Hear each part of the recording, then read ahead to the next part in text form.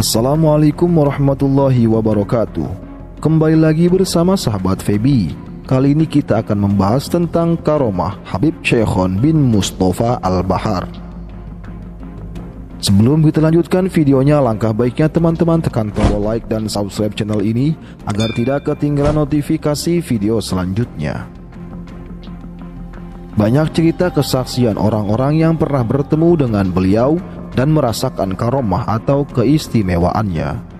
Ialah Habib Syekhon Al-Bahar atau Habib Syekhon bin Mustafa Al-Bahar atau lebih dikenal dengan Wan Sehan.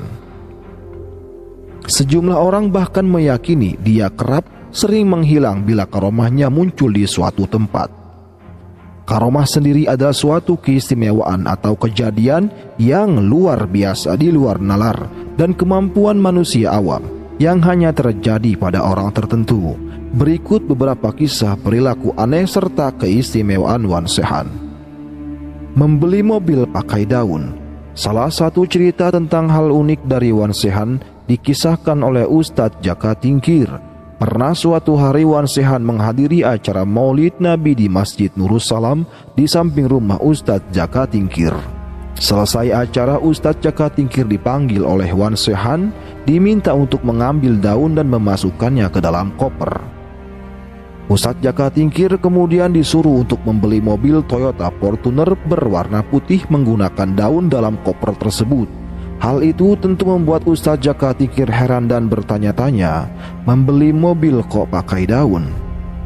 Meski begitu, Ustadz Jaka Tingkir akhirnya tetap berangkat ke dealer untuk membeli mobil yang diminta Wan Sehan dengan membawa koper berisi daun tersebut. Namun siapa sangka, sesampainya di dealer, Ustadz Jaka Tingkir tercengah dengan isi dalam koper. Bagaimana tidak, koper yang tadinya berisi daun itu tiba-tiba isinya sudah berubah menjadi penuh dengan uang.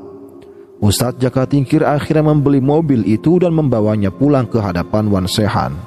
Wan Sehan pun lantas mencoret-coret mobil barunya itu dengan pilok warna-warni.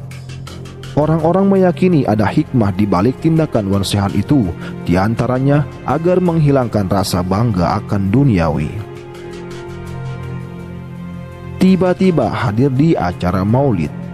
Suatu ketika sebut saja si A bersama dengan jamaah lainnya akan berangkat ke acara maulid Nabi. Ia bertemu dengan Wan Sehan dan lantas menyapa serta mengajaknya untuk ikut berangkat ke acara maulid tersebut. "Habib, ayo kita ke maulidan nanti kemalaman." Wan Sehan justru menjawab ajakan itu dengan marah-marah. "Sudah sana berangkat, ente aja duluan, nanti aneh menyusul."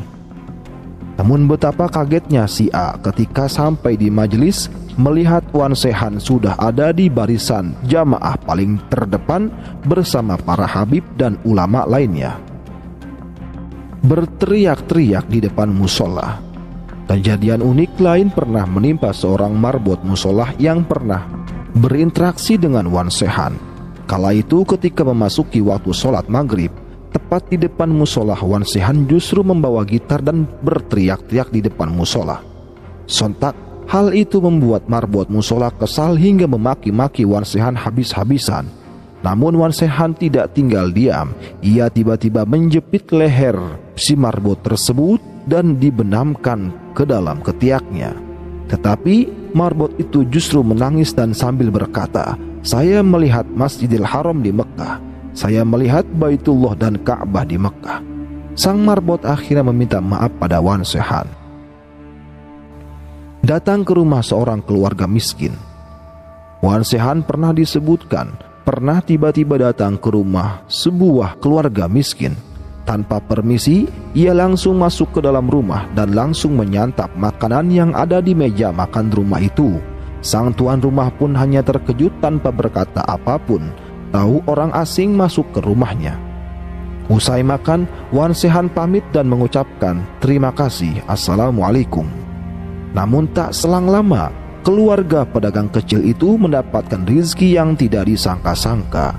Kini mereka bahkan disebut telah menjadi pedagang besar. Banyak yang percaya bahwa seandainya keluarga itu marah pada Wan Sehan yang tiba-tiba datang ke rumahnya, mereka tidak akan menjadi seperti saat ini. Itulah cerita singkat Karomah Habib Syekhon bin Mustafa Al-Bahar. Kurang dan lebihnya saya mohon maaf. Wabillahi taufiq wal hidayah. Wassalamualaikum warahmatullahi wabarakatuh.